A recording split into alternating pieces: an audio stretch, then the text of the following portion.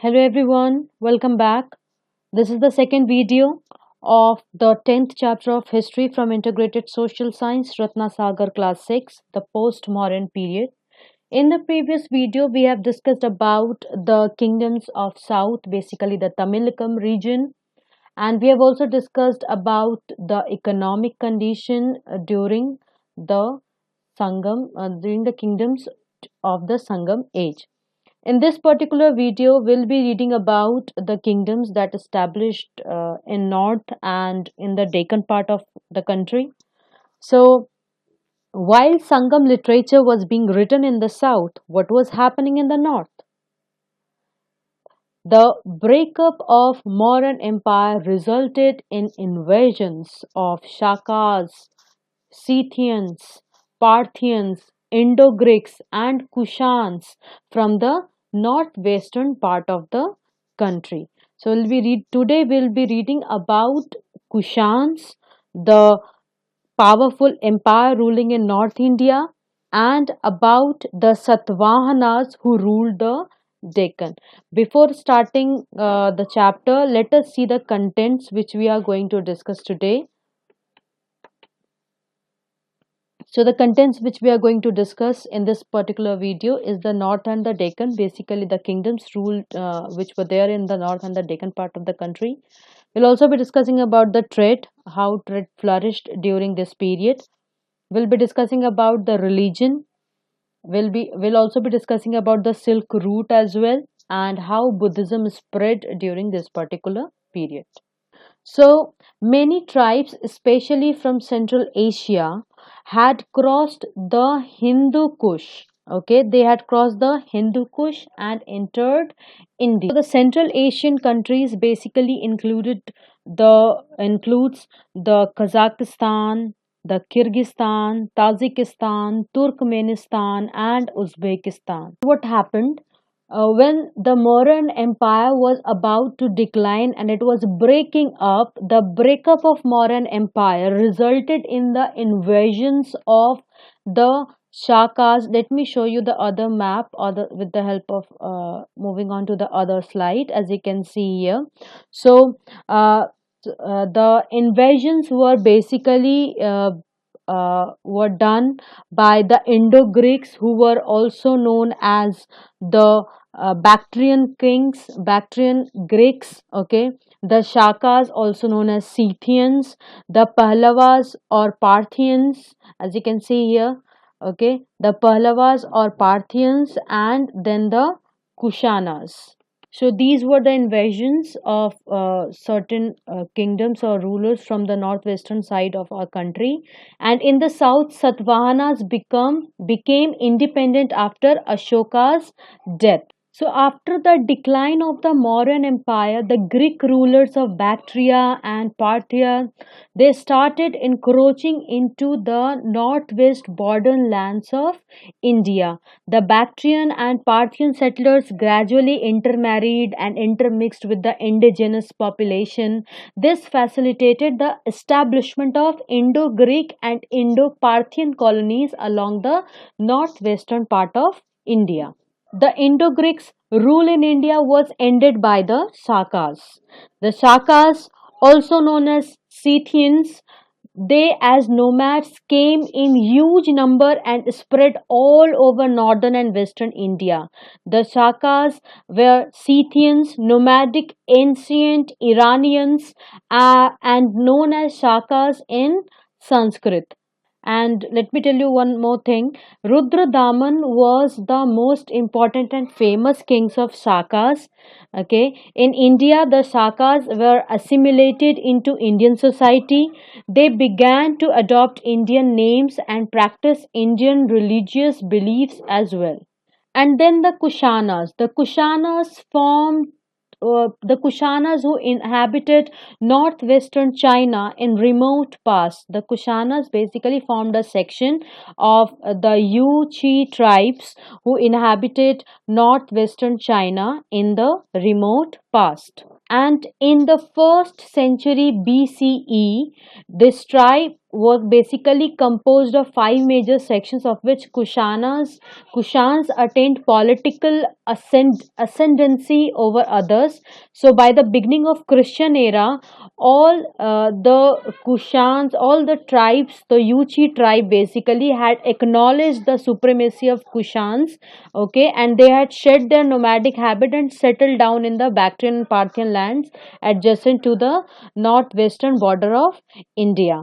The Kushans overran Bactria and Parthia and gradually established themselves in North India.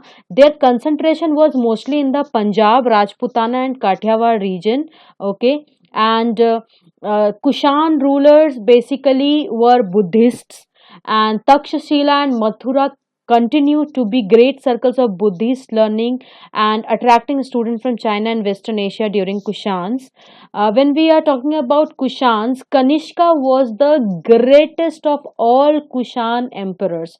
He assumed the sovereignty, he became the king in 78 AD and proclaimed his rule by the foundation of new era, which later became Shaka era. Okay, we today known his era was basically known as Shak era.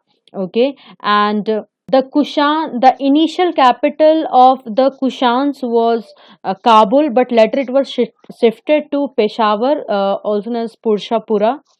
Can see here. Important cities were Mathura and Kanishka was deeply influenced by Buddhism. Okay, the fourth Buddhist council was convened during his rule at Kashmir, and Buddhist scholar at Kanishka's court was Ashwaghosh, who has written Buddha Charita. Coming on to the Satavahanas, let me show you the map as well of the region in which they were ruling. Okay, so this was basically the Kushan Empire, and coming on to Satvahanas. Okay, so Satvahanas were also known as Andhras.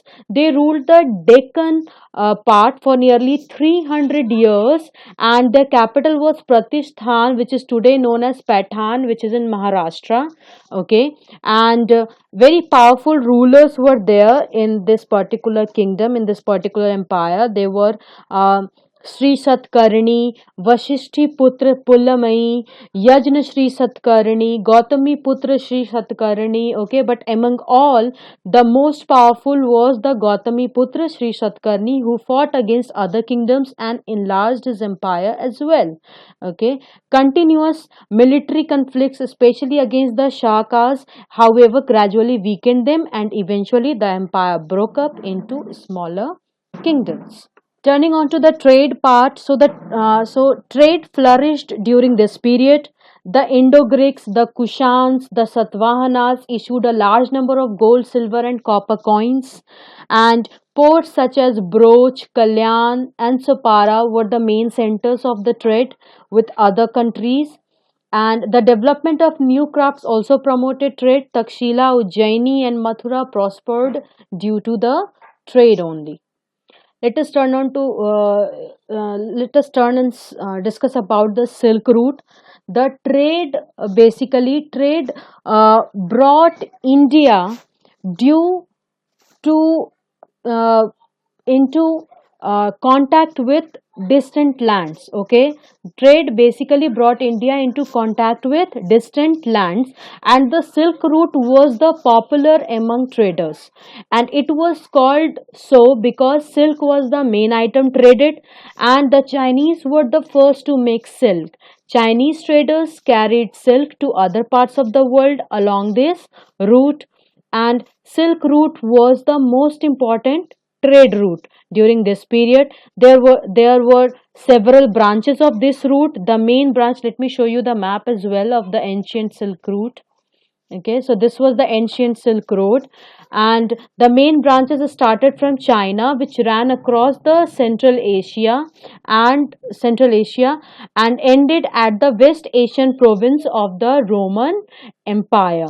Okay, and it was through this route that India exported pearls, textiles, ivory, silk, and precious stones. In return, India obtained glass, copper, tin, and gold.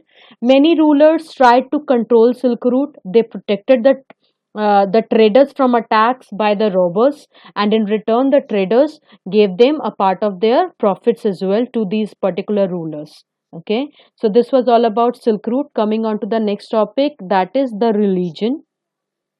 When we talk about religion, the most widely followed religions were Buddhism and Hinduism. Buddhism was divided into two sects, Hinayan and Mahayan. Hinayan, the earlier and the simpler form of Buddhism. Mahayan, the new form with many rituals and ceremonies. Buddha was considered a form of God on earth. Images of Buddha were worshipped, and rulers who followed Buddhism were Meander, the Indo-Greek ruler, as well as Kanishka, the Kushan ruler. Famous Buddhist centers were Nagarjun Konda and Amravati. Hinduism was followed by most of the Satvahana rulers, and they worshipped Vishnu, Shiva, and Durga. Hinduism also undergone many changes during this period. During this time in Hinduism, less importance was given to rituals, ceremonies, and sacrifices. Emphasis was mostly on loving devotion to God. Basically, total emphasis was on bhakti, and there was a popularization. The teachings of Bhagavad Gita was popular during this particular time. Coming on to how Buddhism spread. We have already read during the Mauryan Empire that Ashoka was the emperor who took the first step to spread Buddhism to Central Asia, isn't it? So he basically, India's contact with other lands also increased greatly during this period owing to spread of Buddhism. Important center of Buddhism was Afghanistan. Evidence What evidences are there that gives us this information? There is a colossal statue of Buddha here, okay, a huge statue of Buddha. Turning on to the other thing, the region that also came under Buddhist influence was Bactria and Gandhar. The first step in the spread of Buddhism to Central Asia was due to the missionary activities of Emperor Ashoka. Emperor Ashoka not only sent his missionaries, he also sent his son Mahendra and daughter Sanghamitra to Sri Lanka as well to spread Buddhism. The famous Buddhist writings from Sri Lanka were Deepvams and Mahavams. Kanishka introduced Mahayana Buddhism in Central Asia. Buddhism also spread to Korea and Japan. The Silk Route also helped greatly in the spread of Buddhism to Central Asia and China. Kumarajiv, the famous Buddhist monk, he spread Buddhism in China, and the famous Chinese pilgrims who came to India were Fayan, Yunsang, and Ising. Other countries influenced by Buddhism were Sumatra, Java, Vietnam, Thailand, and Cambodia. The Great Stupa at Borobudur in Java, basically it's in Indonesia, it's a part of Indonesia, so was dedicated to Buddha. So this was all about the post-Mauryan period, and we have concluded this chapter with the topic the spread of Buddhism today. So what we have read till now, we have read that how the breakup of Mauryan Empire led to the invasion of foreign rulers to India from northwestern part of the country. Basically, they traveled through, they crossed the Hindu Kush and entered India and established their empire. We also read about Kanishka, the greatest Kushan ruler, he who established a vast empire. Okay, included parts of Central Asia as well. The capital was Purshapura, and we also discussed about the Satvahanas, also known as Andhras, who ruled the Deccan. Okay, and the capital was Pratisthana, today modern name Pathan in Maharashtra. And the most powerful ruler among Satvahanas was the Gautami Putra Sri Satkarani. Trade was very much prosperous. It prospered a lot, and uh, uh, a large number of gold, silver, and copper coins were also issued by the Indo-Greeks, the Kushans, and the Satvahanas. Silk Route was the main contact with distant land, which was popular among the traders. It greatly influenced the spread of Buddhism as well. Okay, Hinayan and Mahayan were the two new sects of Buddhism, and Meander and Kanishka basically were Buddhists. They followed Buddhism. The Satvahanas basically followed Hinduism, and they worshipped Vishnu, Shiva, and Durga.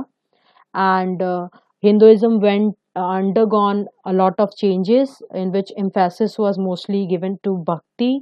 The teachings of the Bhagavad Gita also became popular, and ritual ceremonies and the sacrifices became less important. With this, I call it a day. In the next video, we are going to discuss the next chapter of geography, that is India physical features. Till then, have a nice day. Do read the chapter first and then watch the video.